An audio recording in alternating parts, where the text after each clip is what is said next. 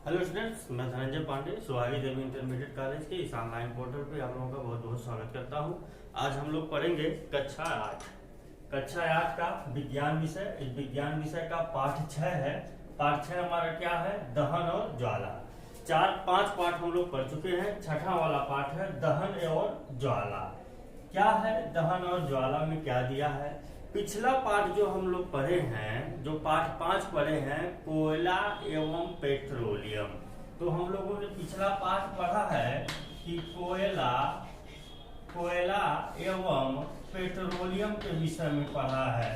वहीं पर कोयला पेट्रोलियम के अलावा हम लोग एक चीज और पढ़े थे, सीएनजी के विषय में पढ़े थे और प्राकृतिक गैस के विषय में भी पढ़े थे। ठीक है। और उसके बाद क्या है आपका सीएनजी है, एलपीजी है। ठीक है। उसके बाद आपका प्राकृतिक गैस था। तो ये सारी चीजें जो हम लोग पढ़े थे, कोयला पढ़े थे, पेट्रोलियम पढ़े थे, सीएनजी पढ़े थे, एलपीजी पढ़े थे, तो ये सारी चीजें किस कैटेगरी में आती हैं? ये कैटेगरी, इनको क्या कहा जाता है? ईंधन कहा जाता है। इनको ईंधन कहा जाता है। ईंधन का मतलब क्या? जो चीजें जल करके उष्मा देती हैं। कोई भी वस्तु जल कर यदि उष्मा उत्पन्न करती है तो उस वस्तु को क्या कहते हैं? ईंधन कहते हैं। अब हम लोग ग्रामीण परिवेश के हैं, तो ग्रामीण परिवेश में हम लोग को ईंधन के बारे में बताने की जरूरत नहीं है। हम लोग सारी ईंधन के सारी चीजों को जानते हैं। हम लोग कई चीजों को ईंधन के रूप में प्रयोग कर लेते हैं। ठीक है। यानी कि उष्मा लेने के लिए ठंडी के मौसम में कभी पुआल जला देते, कभी लकड़ी भी जला देते हैं। ठीक है। पुआल जला देते हैं, लकड़ी जला देते हैं। कुछ लोग जिनके पास लकड़ी नहीं है, गैस पे से ही उष्मा ले लेते हैं। कुछ लोग कोयला जला कर लेते हैं। ठीक। तो इस प्रकार से आपका लकड़ी हुआ, चाहे पुआल हुआ, चाहे आपका ये कोयला हुआ, ये सब उष्मा देने का काम करते हैं, इसलिए भी ईंधन है। अब petroleum, CNG, LPG, liquid petroleum gas, ये जो आपका गांव घरों में चूल्हा जलता है, यह भी चूल्हा जो जलता है तो वह क्या जलता है? उसमें गैस एक जलती है। वह गैस कौन सी है? यही एलपीजी है, लिक्विड पेट्रोलियम गैस ही है जो जलती है। सीएनजी से बताया है पिछले चैप्टर में कि गाड़ियां, मोटर वाहन चलते हैं जो कम प्रदूषणकारी है, तो यह सीएनजी भी क्या है? ईंधन है। पेट्रोलियम पदार्थ में बहुत सारी चीजें आ जाएंगी। तो उन सारी चीजों से क्या है कि कई मोटर वाहन चलाए जाते हैं, भारी मोटर वाहन, कल कारखाने भी चलाए जाते हैं डीजल और पेट्रोल से, तो वह भी क्या है? आपका ईंधन के रूप में आ जाएगा। तो यह सारे जो ईंधन है, ईंधन क्या करते हैं? जलते हैं। ईंधन जलते हैं और ईंधन जलने के बाद क्या करते हैं? ईंधन जलते हैं और जलने के बाद क्या करते हैं? सब चीजें क्या करती हैं? जलती हैं। और जलने के बाद क्या करते हैं? ये सब जलने के बाद दो चीजें देती हैं। एक तो आपको उष्मा देती है और दूसरा आपका क्या देता है? एक उष्मा देता है और एक क्या होता है? प्रकाश देता है। एक उष्मा और एक प्रकाश। ठीक है। उष्मा मतलब हीट होता है कि जो एनर्जी फील करते हैं, जैसे हीट से भोजन, एलपीजी जलता है तो हीट देता है तो भोजन पक जाता है। पेट्रोलियम हीट करता है तो गाड़ी चलती है। ठीक है। कोयला हीट करता है तो इससे भी भोजन पकते हैं। और अन्य चीजों में पहले तो रेलगाड़ी चलाने के भी काम आता था कोयला। तो उष्मा और प्रकाश जो देता है, तो ये जो प्रकाश है, ये प्रकाश कैसे निकलता है? ये प्रकाश जो निकलता है वह ज्वाला से निकलता है। किससे निकलता है? ज्वाला से। प्रकाश निकलता है ज्वाला से। और सब ईंधन का ज्वाला जो होता है वह अलग अलग होता है। सब ईंधन का ज्वाला अलग अलग होता है। सारे ईंधन का ज्वाला एक तरह का नहीं होता है, सबका ज्वाला अलग अलग होता है। जैसे कि आप जब घर में गैस जलाएंगे तो गैस जलाने पर देखेंगे कि वह नीले कलर का जलता है। देखे होंगे वह नीला कलर का जलता है, हल्का सा पीला और अधिकतम नीला कलर का जलता है। तो वह ज्वाला का रंग अलग है। अब जब आप कोयला जलाएंगे तो देखेंगे एकदम आपका रेडनेस होता है, एकदम रेड कलर का जलता है। तो वह क्या हो गया है? आपका कोयले का जलने पर वो रेड कलर का ज्वाला निकलता है। ठीक है। क्योंकि उसमें से कोयले के जलने पर ज्वाला नहीं निकलती है, सॉरी, कोयले के जलने पर ज्यादा कोयला रेड हो जाता है, उष्मा देता है, लेकिन वो जलता नहीं है। कास्ट जो होता है, कास्ट की लकड़ी, अगर कास्ट की लकड़ी को जलाया जाए, अगर कास्ट की लकड़ी को चिमटे से पकड़ करके अगर बंसन बर्नर पर ले जा करके या किसी भी चीज पे ले जा करके जलाया जाए तो जलेगा, तो क्या देता है ज्वाला। तो वह किस कलर का ज्वाला होता है, पीले कलर का या फिर हल्के से रेड कलर का ज्वाला होता है। ठीक, पेट्रोल जलता है तो पेट्रोल भी आपका पीला और हल्का सा नीले कलर का ज्वाला देता है। तो कहने का मतलब हमारा यह है कि ज्वाला सबका रंग जो है सबके सारे ईंधन का एक समान नहीं होता है, बल्कि ज्वाला का रंग हर ईंधन का अलग अलग होता है। ठीक है, तो आप ईंधन क्या है समझ गए। जो पदार्थ जल करके उष्मा देता है वह ईंधन है। ईंधन के जलने पर हमको क्या मिलता है, उष्मा मिलता है, प्रकाश मिलता है। तो प्रकाश जो है अब क्या है, प्रकाश कैसे मिलता है, प्रकाश ज्वाला से मिलता है। अब ज्वाला क्या है, हर ईंधन की अलग अलग होती है। किसी ईंधन की ज्वाला नीले कलर की, किसी ईंधन की ज्वाला पीले कलर की, किसी ईंधन की ज्वाला लाल कलर की होती है। ठीक है, अब जैसे कि कोई भी चीज आप जला करके देख सकते हैं, जला करके देखेंगे तो जो आग निकलती है, जैसे माचिस की तीली आप जलाएंगे तो जो उसमें से आग निकल रही है, जो एक लपट निकलती है जिसे हम लोग कहते हैं लपट, उस लपट को ही क्या कहते हैं हिंदी में एकदम शुद्ध ज्वाला। ठीक, अब बात यह आती है, हम लोग जान गए ज्वाला क्या है, अब दहन क्या होता है पहले यह देख लिया जाए। दहन क्या होता है, ठीक है, तो दहन क्या है, ज्वाला को तो जान लिए, अब दहन क्या है। दहन का मतलब, दहन का शुद्ध मतलब ही होता है क्या, जलना। दहन का मतलब ही होता है जलना, दहन का मतलब होता है जलना। अब कोई भी चीज जलेगी कैसे, किसी भी वस्तु को जलने के लिए ऑक्सीजन की आवश्यकता होती है। किसी भी चीज को जलने के लिए ऑक्सीजन की आवश्यकता होती है। बिना ऑक्सीजन के कोई चीज जलेगी नहीं। उदाहरण के लिए अगर आप ठंडी के मौसम में लकड़ी जलाते हैं, आग जलाते हैं सेकने के लिए, और सारे लकड़ियों को एक के ऊपर एक, एक के ऊपर एक ऐसे रख दीजिए कि बीच में कहीं से भी जगह न रहे हवा क्रॉस करने का, तो कितना ही मिट्टी का तेल ऊपर से डालेंगे जलाने के लिए, वो जलेगा, लकड़ी नहीं जलेगा, बुझ जाएगा, जलेगा बुझ जाएगा। इसीलिए क्या करते हैं, लकड़ी को ऐसे ऐसे व्यवस्थित क्रम में लगाते हैं। ठीक है, तो ऐसे लगाते हैं तो सजाने के लिए नहीं लगाते, इसीलिए लगाते हैं कि उसमें से ऑक्सीजन प्रॉपर वे में पास हो सके। कोई भी चीज जलेगा कब, जब ऑक्सीजन की उपस्थिति रहेगी तब, बिना ऑक्सीजन के कोई चीज जलेगा नहीं। तो लकड़ी को इसीलिए प्रॉपर वे में लगाते हैं कि जैसे ऑक्सीजन प्रॉपर वे में चारों तरफ से पास हो सके और लकड़ी क्या है आराम से जल सके। ठीक है, तो अगर परिभाषा देना रहे तो हम क्या कर सकते हैं, ऑक्सीजन की उपस्थिति में पदार्थ का जलना कह सकते हैं हम लोग कि दहन की परिभाषा देना है तो ऑक्सीजन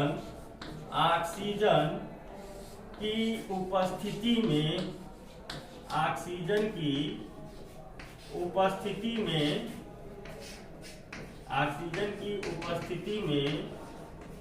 पदार्थ का जलना दहन कहलाता है। दहन कहलाता है। तो ऑक्सीजन की उपस्थिति रहेगी तभी कोई पदार्थ जलेगा। अब दहन क्या है यह चीज जान गए। अब जो पदार्थ जो जलता है उसे क्या कहलाते हैं, दाह्य पदार्थ कहते हैं। अब यहाँ पर एक पॉइंट और लिख लीजिए, जो पदार्थ जलता है उसे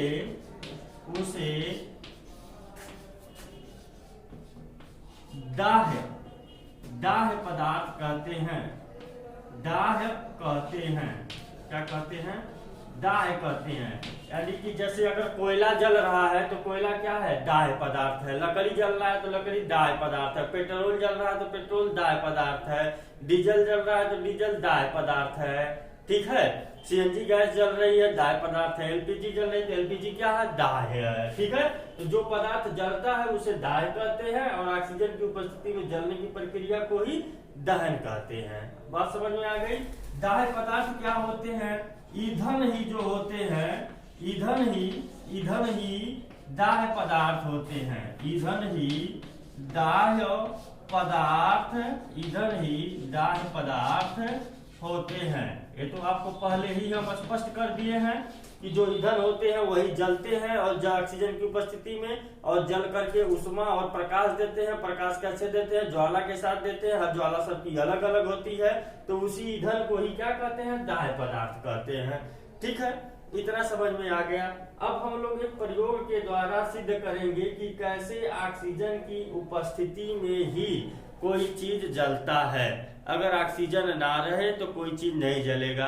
तो हम तो एक तो प्रयोग आपको एकदम सीधे सीधे, ठंडी का मौसम में आ रहा है, ऐसे ही बता कर दिए हम आपके खुद के भाषा में कि ठंडी के मौसम में लकड़ी को जलाकर देख लीजिए, ऐसे ऊपर सर ऊपर एक के ऊपर एक रख करके, नहीं जलेगा। तो ये तो वो है। अब दूसरा प्रयोग देख लीजिए जो आपकी किताब में दिया, इसको नोट कर लीजिएगा, इसको नोट कर लीजिएगा। फिर देखते हैं कि ऑक्सीजन की उपस्थिति जरूरी है। ठीक है, तो इसमें हम लोग देखेंगे कि प्रयोग द्वारा सिद्ध करेंगे कि जो एक किसी भी पदार्थ के जलने के लिए ऑक्सीजन की आवश्यकता होती है। इसमें हम मोमबत्ती ले लेते हैं, एक मोमबत्ती ले लेते हैं, और उस मोमबत्ती को क्या करते हैं, 3 अवस्थाओं में रखते हैं। उस मोमबत्ती को 3 अवस्थाओं में रखते हैं। 1 मोमबत्ती, 2 मोमबत्ती, 3 मोमबत्ती। 3 मोमबत्ती रख लिए। अब तीनों को 3 अवस्थाओं में रखेंगे। ठीक है, 3 मोमबत्ती है तो तीनों को क्या करेंगे, पहले तो इसको किसी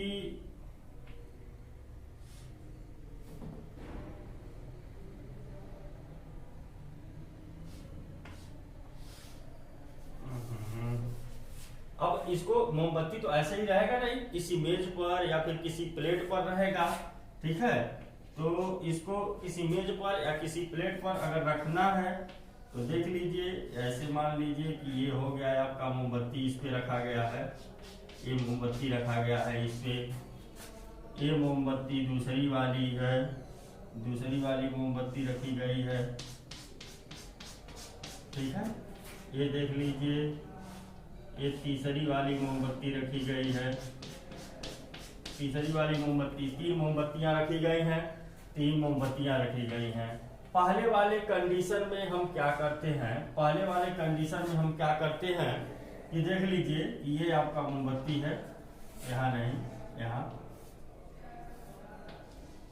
तो ये पहले वाले कंडीशन में क्या करते हैं कि एक हम लगा देते हैं लकड़ी का टुकड़ा, यहाँ पर ऐसे लगा देते हैं एक लकड़ी का टुकड़ा। ठीक है, ये आपका लकड़ी का टुकड़ा है।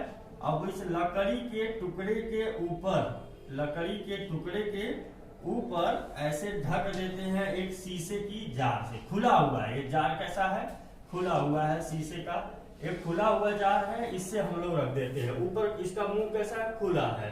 तो जब खुला हुआ रखते हैं, लकड़ी का टुकड़ा यहाँ से भी रख देते हैं। ठीक है, तो इस कंडीशन में देखिए, यहाँ से आपका ऑक्सीजन, यहाँ से ऑक्सीजन जा रहा है, ये देखिए नीचे से, ये नीचे से ऑक्सीजन जा रहा है O2, ये ऑक्सीजन यहाँ से जा रहा है। जब ऑक्सीजन जा रहा है और इसको ऑक्सीजन प्रॉपर मात्रा में मिल रहा है, तो ये क्या करेगा, ये जलेगा जैसे नॉर्मल कंडीशन में जलता है, अपने ज्वाला के साथ, लपट के साथ ये क्या करेगा, जलेगा। क्योंकि नीचे से भी ऑक्सीजन मिल रहा है, ऊपर से भी ऑक्सीजन मिल रहा है, तो ऑक्सीजन की उपस्थिति है, इसलिए ये जलेगा। दूसरे कंडीशन में क्या होगा, अब इस गुटके को क्या किए, जो हमें गुटका लगाए हुए थे लकड़ी का नीचे, अब इसको क्या कर रहे हैं हम लोग, खींच करके इसको गिरा रहे। जब इसको खींचेंगे तो ये क्या करेगा, नीचे गिर जाएगा ये शीशे का जार। तो जब ऐसे शीशे का जार नीचे गिरेगा तो मेज पर आकर के ऐसे यह टिक जाएगा। जब मेज पर आकर टिकेगा तो ये ऑक्सीजन जो यहाँ से पहुंच रही थी नीचे की तरफ से, देखिए यहाँ पर जो नीचे की तरफ से ऑक्सीजन ये पहुंच रही थी, ये ऑक्सीजन मिलना इसको क्या होगा, बंद हो जाएगा। जब ये ऑक्सीजन मिलना यहाँ से बंद होगा तो ये क्या होगा कि जैसे हिलने लगेगा, इसका जो ऊपर वाला लपट है वो ऐसे ऐसे हिलने लगेगा।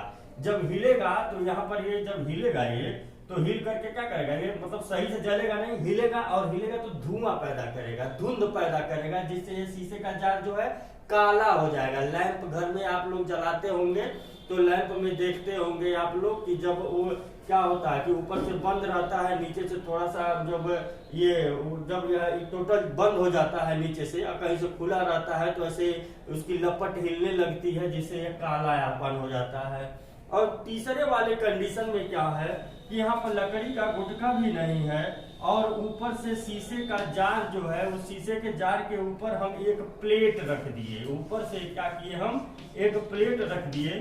जब ऊपर से प्लेट रख देंगे तो एकदम से ऑक्सीजन का मिलना बंद हो गया। जब एकदम से ऑक्सीजन का मिलना बंद हो जाएगा तो ये क्या होगा, मोमबत्ती बुझ जाएगा। ठीक है, तो इससे क्या सिद्ध होता है, इससे सिद्ध होता है कि जब यहाँ ऑक्सीजन का मिलना बंद हुआ तो ये मोमबत्ती क्या हुई, यह मोमबत्ती बुझ गई, यह मोमबत्ती बुझ गई। ठीक है, यानी कि बिना ऑक्सीजन के कोई चीज जल नहीं सकता।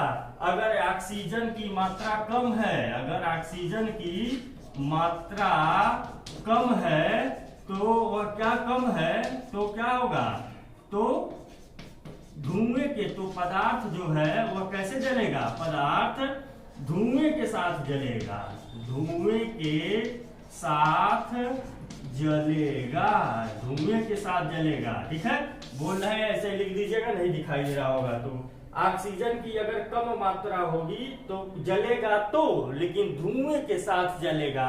और ऑक्सीजन जब एकदम से नहीं मिलेगा तो जलेगा नहीं।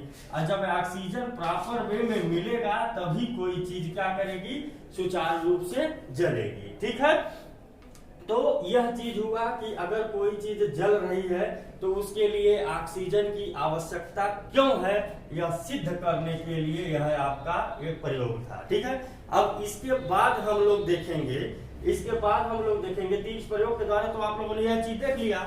अब इसके बाद आप लोग देखिए कि सूर्य जो चमकता है, ऊपर जो सूर्य चमकता है वह भी प्रकाश देता है, उसमें भी एक ज्वाला होगी। ठीक है, तो सूर्य के प्रकाश में जो उष्मा है वह उष्मा कहाँ से है, आखिर सूर्य के प्रकाश में उष्मा कहाँ से है, तो सूर्य के प्रकाश में जो उष्मा होती है वह उनके नाभिकीय अभिक्रियाओं के द्वारा उत्पन्न होता है। ठीक है, सूर्य के प्रकाश, मतलब सूर्य के प्रकाश हम लोग लिख दे रहे हैं। ठीक है, सूर्य में लिखिए, सूर्य में, प्रकाश नहीं, तो सूर्य में उष्मा उसके नाभिकीय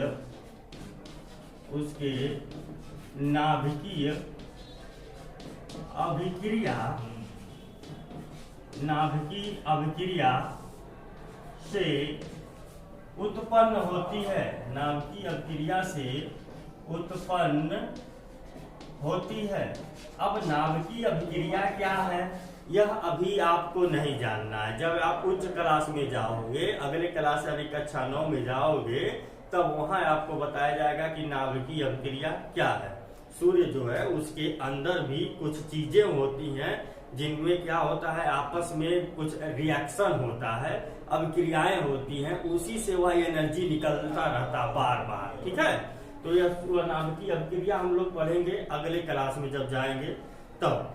ठीक, अब जो है कि दूसरी चीज, आप लोगों ने कई चीजों को अनुभव किया होगा, अपने आसपास अनुभव किया होगा। जैसे माचिस की तीली को जलाते हैं तो वो कैसे जलता है। जब कपड़ा कोई मान लीजिए जल रहा है, किसी व्यक्ति को मान लीजिए शरीर में आग लगा लिया है, कपड़ा जल रहा है, तो क्या करते हैं, कंबल लेकर के ऐसे क्या करते हैं, ओढ़ा देते हैं। तो कंबल लेकर ओढ़ाते हैं तो क्यों आग बुझ जाता है, तो वो रीजन क्या है, आखिर वही रीजन है जो हमने बताया ना कि किसी भी चीज को जलने के लिए ऑक्सीजन की आवश्यकता होती है।